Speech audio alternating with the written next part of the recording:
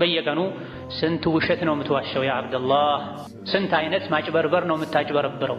ይሄ አሳስቦሃል፣ አስጨንቆሃል፣ መላኢኮች መዝግበውታል። እንዴት አድርጌ ነው ማሰርዘው ብለህ ተጨንቀህ ታውቃለህ? አላህ ዘንድ ተመዝግቦ ቁጭ ብሏል።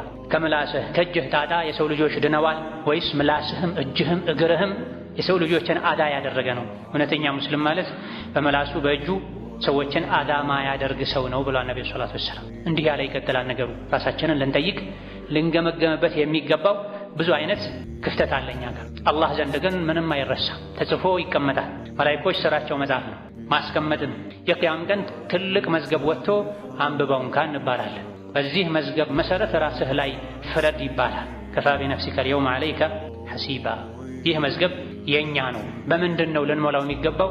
አኼራ ላይ በሚያስደስት ነገር፣ ነገ ከነገ ወዲያ ያለን ነው። ረመዳን ሲመጣ ያለን፣ አንዴ ሐጅ አድርጌ ያለን፣ ያሰብነው እንደሚሳካ እዛ እንደምንደርስ በምንድን ነው እርግጠኛ የምንሆነው?